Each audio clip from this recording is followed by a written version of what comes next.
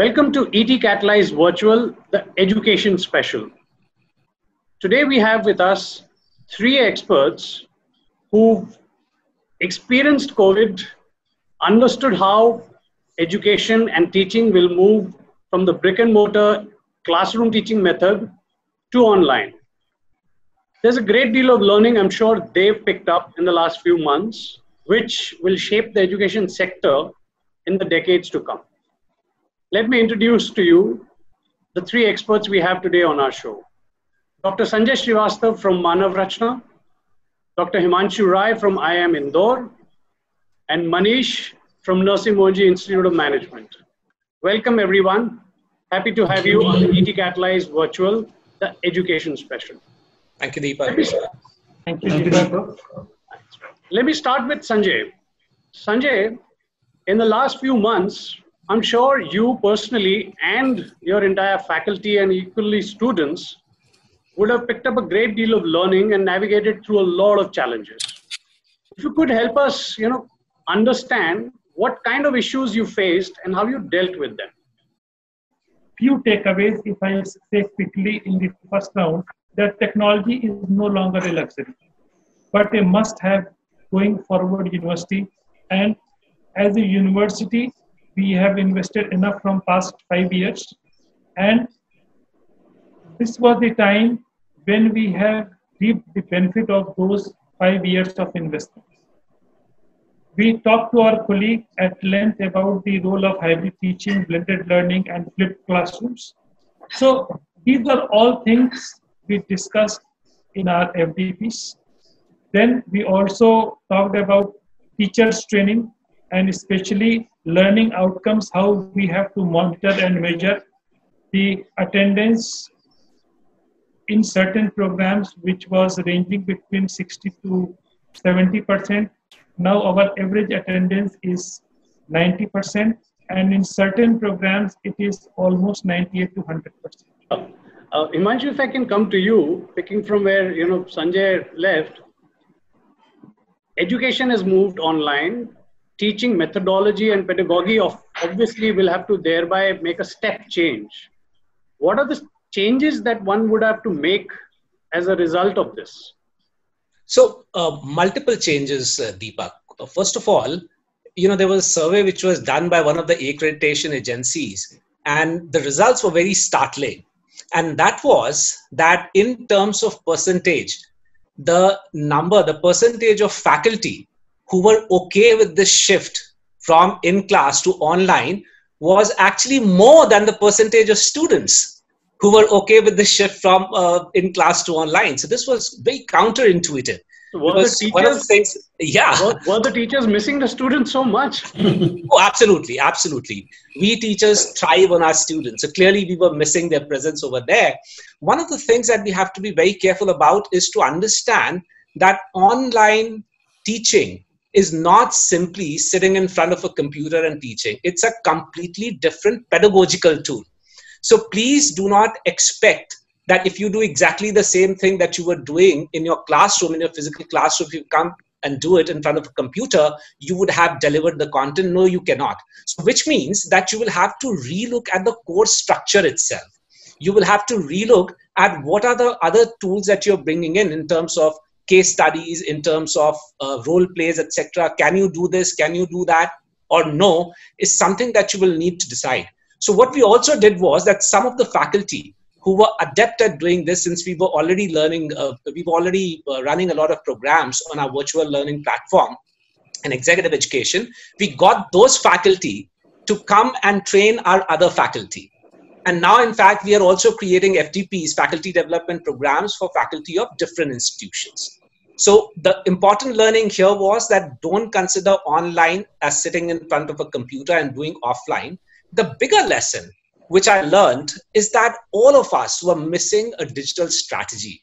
And what we have to realize is that in this world of pandemic, look, Deepak, this is not the first pandemic and this is not going to be the last one. And therefore, I think we need to understand today that only the quickest will survive. Earlier, it was the fittest who were surviving. Now it is going to be the survival of the quickest. So quickly, when we understand as to what needs to be done, quickly if we develop a digital strategy for our institutions, the better would be. And finally, the last lesson, and I would urge all my fellow academicians to give it a thought, I think we need to reimagine education itself. And I'm not talking merely about management education. We need to reimagine education in the sense, what is our mission here? One of the things that COVID has made me think, and in fact made all of us think, is that what is our nature? What is our connection with the universe? So we teach a lot of management stuff, but are we really teaching enough to create responsible leaders? People who will also look after the environment. And I think somewhere our relationship with the universe around us, with the environment, has to necessarily come into our curricula. Manish, if I can come to you, yeah. How did Narsee Monjee, act and operate during this period? Okay. And if you can share with us an anecdote of the then and now experience of how you operate. So what we did at that point in time is that we were, as a traditional university, we rely very heavily on print. So as Professor Rai was mentioning that are we in a position to really be ahead of the curve by being ahead in digital marketing? I think that is what we have planned it very well, because the digital transformation strategy which we adopted almost 2 years ago at NMIMS, that is paying fruit. Academics were almost done by 90%, so hardly any lectures were left at a UG and PG level. And what has kept us in good stead was that our MBA admissions were taken care of. So we have largely released the merit list and people have already accepted the offer, fee payment was happening. So that is where the challenge was a little lesser. But what was most important was the UG segment, where we moved all our marketing communication to online and digital mode very quickly within 48 hours, and touch basing not only in terms of doing an ad, but also by doing quality in terms of content, talking about the safety of the campus, because that is the first, I would say, issue which a parent and a student are facing, that we get students from pan-India. Is my ward going to be safe if we try to take a seat this year and appear for undergraduate exam? So then we have taken a lot of measures in terms of communicating to our students and parents about all the safety measures which we have taken. All of our campuses are properly sanitized. We ran a lot of videos on YouTube. We did a lot of engagement over email or SMS with the entire sector to give them a comfort that yes, these are unprecedented times, but this time shall also go very soon. And the point is that it is very difficult for an undergraduate to miss a year. Say the postgraduate level is different. If people are working, they can still take 1 year gap and they can do their program next year. But at a UG, it's like a waste of a year, especially people who want to study in India. Many have talked about that even at the fear of or at the cost of over communicating, communication was very important to internal stakeholders, external stakeholders, and in your case, the community is too large, right? From students to parents to faculty. How did you experience and go about, doing this? As a matter of fact, we have a student facilitation center on campus. So we have given responsibility to student facilitation center, and it is a bigger body where one faculty from each department is a part of this. And we have identified a spokesperson of the department who would be connected with the parents. Because if you are connecting with parents and if they are happy and satisfied, perhaps life is quite easy. And you can communicate as a university what are your thought process and how you are preparing the roadmap for their wards. So through our student facilitation center, and we have a very powerful mentoring program in the university, we try to reach to all the parents. Yet at the same time, we have reached to another important stakeholder, our recruiters.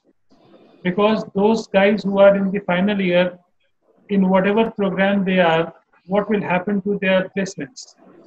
So those guys who have already been picked up by the respective organization, what will happen to their future? So we did few communication in variety of ways just to ensure that we are intact as a family and a group. So I'll just go back to what happened in 2008 when there was Lehman Brothers collapse and there was recession. A lot of people who were either out of job or, were just finishing graduation, they all started applying for postgrad, saying this is not the right time to get a job, or there ain't a job.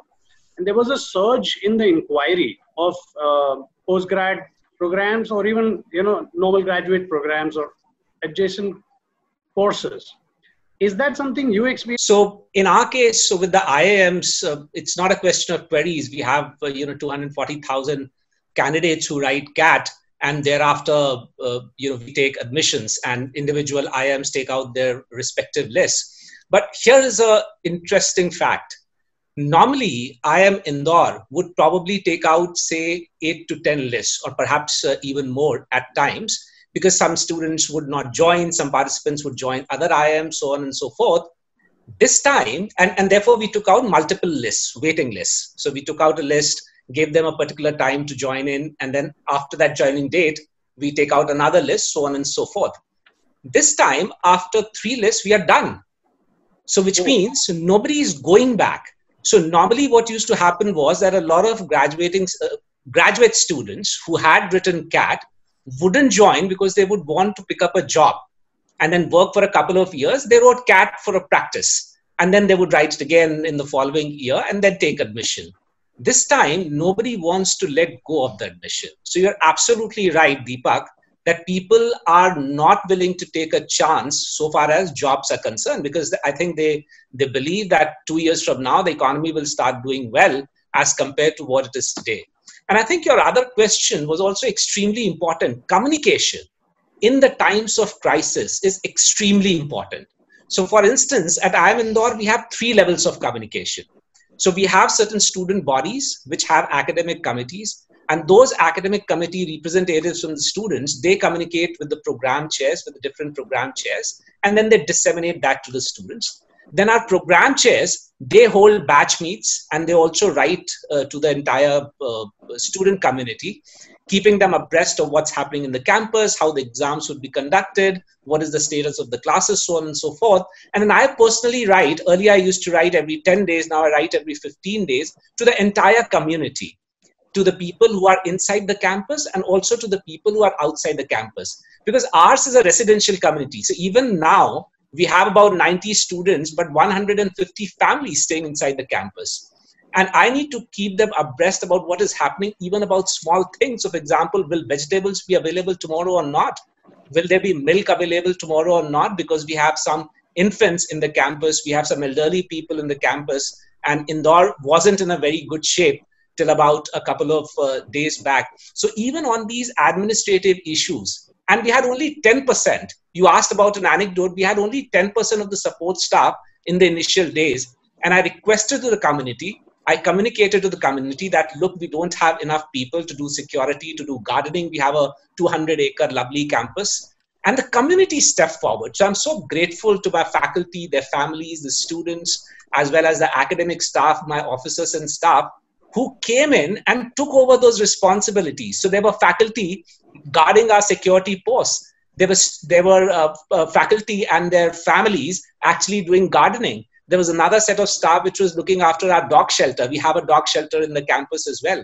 There was another set of people who, along with me, was doing mopping, cleaning and mopping the academic block and cleaning the classrooms, etc.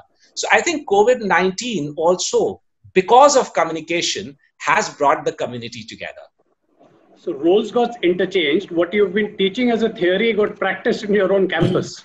Oh, absolutely. And this is something, Deepak, I have said far too often, that by and large, most of the institutions do not practice what they preach.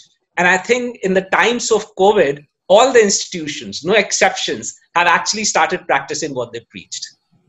Which is good to hear, because at the core of it, it's the human spirit. If that rises up and meets the challenges, I guess then everyone builds confidence that we'll ride it out. Oh, absolutely. Absolutely. As I said, look, this is not the first pandemic. This is not going to be the last. So if we can take some lessons, if we can take these lessons of community with us, I'm sure we can manage anything that comes our way. Thanks. Manish, I wanted to understand the aspect of marketing during, the period of COVID. Mm-hmm. For you, you referred to some aspects of it in the earlier chat. Mm-hmm. how has the decision making for enrolling for courses, which is at the undergrad or even postgrad management programs, over the years, has it changed or evolved? Are students taking most decisions, or is it still a combination of students and parents? Or is it what used to happen a decade earlier, that parents largely decided? So you have to see in two categories. One is undergraduate and the second is postgraduate. So largely the decisions at undergraduate level still highly influenced by parents because they pick up the cost. So I would say that still that is around 70 to 80%. And the peer level plays a very, very important role. We all understand the importance of word of mouth, which comes from various quarters. And a student, like I have just got some students from Doon School. So there are 7 students from the same batch coming and joining a program. So a peer pressure also, or the peer level influence also helps a lot in terms of making a decision. We have seen a lot of surveys which indicates the student choose the program first, university second, and then the location. Right. Sanjay, on that point, basis what you have experienced, have you tailored or redefined the way you market your courses and your campus? See, what Manish has said, by and large, all the evolved institutions are following the same model. Yet at the same time, we are talking to team that embark on a digital transformation to optimize and grow. The second point, which I often say to them, that make the shift from being faculty focused to learner centric. Because the students community, the aspirants community, they are deciding first about the program, what Manish said, then the institution, and then the location. And this year is going to be a historical year in our country. And I must say on this platform, all our regulatory bodies, they are also doing phenomenal work, because I am watching very closely in few bodies of UGC and the AICTE, the way they have permitted 20%, which is raised up to 40% of the complete total credit of the program students can choose. So these kind of things we never imagined before. And the way regulators are totally transforming themselves into a facilitator role, this is a very good sign for our country. And that is very healthy environment in the universities. Right. In fact, that brings me to another very important question, and I'll come to Himanshu for this to start with. How does this period and the changes that we've experienced in the last 90 days alter the entire sector of education in the years and then maybe the decades to come? What are the key highlights that you could share with us on this? So I think there are going to be 3 changes which are going to come in over here. One is that online education is going to become more acceptable, and I see an upsurge in blended programs, in particular executive programs, even flagship perhaps, but certainly in executive programs we'll see a lot of blended programs. Second that I see is that there's going to be a lot of collaboration in terms of knowledge sharing, not just with the institutions abroad, but even within the institutions within the country, in the institutions within the country.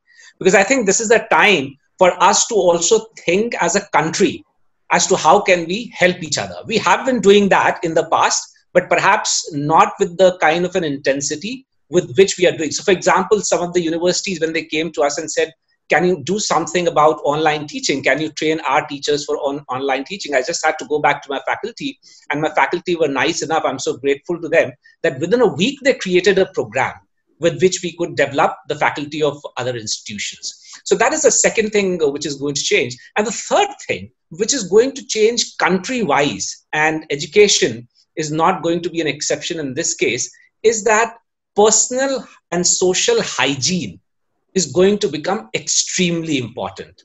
So it is not merely going to be about how great your infrastructure in terms of IT and everything else is, but are things healthy?